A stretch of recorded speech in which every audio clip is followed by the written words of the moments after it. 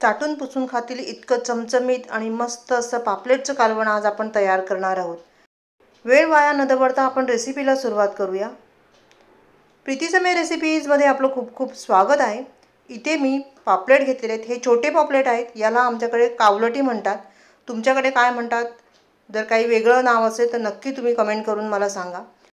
तर हे व्यवस्थित मी स्वच्छ करून घेतलेले आहेत। आता यावर मी थोडंसं मीठ घातलेलं आहे, अर्धा लिंबू पिळून घातलेला आहे आणि यानंतर थोडीशी आपण हळद घालूया आणि असं करून आपण ह्याला मॅरिनेट करून ठेवणार आहोत।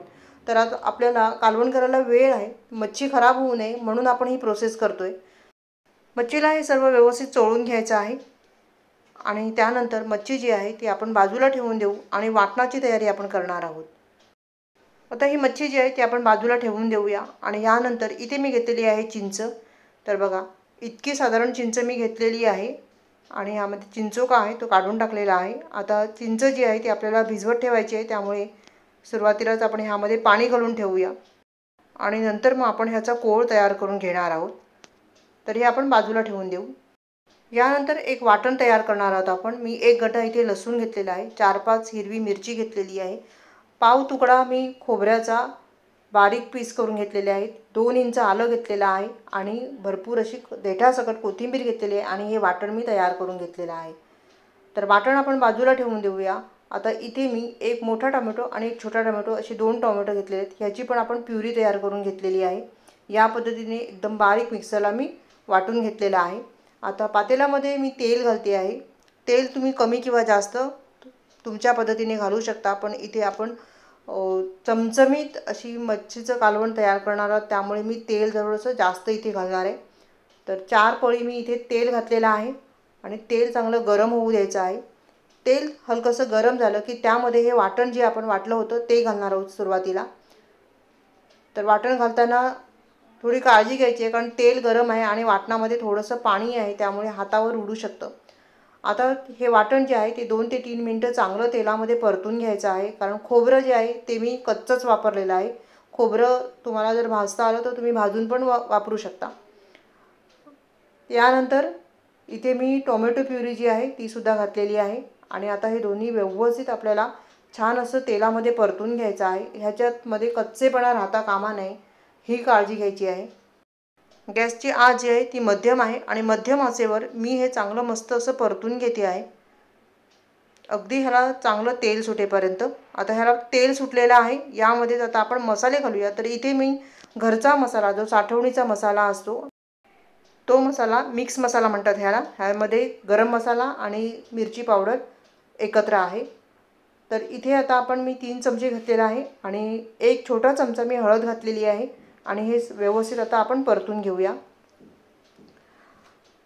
तेलामध्ये चांगलं ह्याला परतवून घ्यायचं आहे, अगदी तेल सुटेपर्यंत आपल्याला हा मसाला तयार करून घ्यायचा आहे। ह्यामध्ये कच्चेपणा राहता कामा नये, अगदी तेल सुटेपर्यंत आपण ह्याला परतून घेणार आहोत। तर इथे बघा तेल सुटायला लागलेलं आहे आणि मस्त असं ह्याला तेल सुटलेलं आहे तिथपर्यंत आपण हे चांगलं परतून घेतलेलं आहे। आता चिंचेचा कोळ मी इथे तयार केलेला आहे, हा चिंचेचा कोळ ह्यामध्ये घालायचा आहे आणि चिंच देखील आपल्याला चांगली शिजवून घ्यायची आहे, म्हणजे तिच्यामध्ये पण कच्चेपणा राहता कामा नये। असं आपल्याला व्यवस्थित ह्याला तेल सुटेपर्यंत आता पुन्हा आपल्याला परतून घ्यायचं आहे। आता बघा, ह्याला मस्त असं तेल सुटलेलं आहे आणि चिंच चांगली आपण परतून घेतलेली आहे। आता यामध्येच मी मीठ घालते। मीठ आपण अगोदर मच्छीला पण लावलेलं आहे आणि चिंचेमध्ये पण मीठ आहे, त्यामुळे मीठ घालताना कमी घातलं किंवा जसं आवडीनुसार आपल्याला हे मीठ घालायचं आहे। आता हे चांगलं परतून घेतलेलं आहे आणि आता ह्याला तेल सुटायला लागलेलं आहे। मस्त असं तेल सुटलं की नंतरच आपण ह्यामध्ये आपण जी मच्छी घेतलेली आहे किंवा ही कावलटं घेतलेली आहेत किंवा पापलेट घेतलेले आहे ते पापलेट ह्यामध्ये, पापलेटच्या ऐवजी तुम्ही कुठलीही मच्छी ह्यामध्ये वापरू शकता। तर हे घालून घ्यायचं आहे आणि त्यानंतर व्यवस्थित चमच्याने हलक्या हाताने ह्याला मिक्स करून घ्यायचं आहे।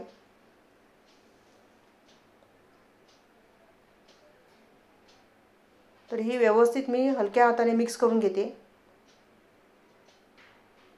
गॅसची आच जी आहे ती मध्यमच ठेवायची आहे आणि यानंतर आता आवश्यकतेनुसार आपण ह्यामध्ये पाणी घालायचं आहे। तर इथे मी थंड पाणी वापरलेलं आहे, गरम पाणी नाही वापरायचं, नाहीतर मग मच्छी सगळी फुटून निघेल। कुठल्याही मच्छीचं कालवण करताना एक लक्षात ठेवा, ती मच्छी जी आहे ती कालवणामध्ये फुटली गेली पाहिजे नाही, किती आपल्याला रस्सा हवा आहे त्यानुसार ह्यामध्ये पाणी घालून घ्यायचं आहे। आता मच्छी बुडेल इतकं मी पाणी घातलेलं आहे आणि मस्त त्याला रंगही आलेला आहे।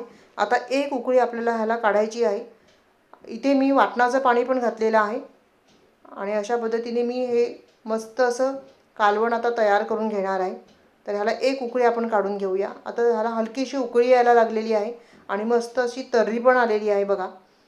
तर एक मस्त उकळी आपण ह्याला काढून घ्यायची आणि त्यानंतर गॅस बंद करायचा आहे।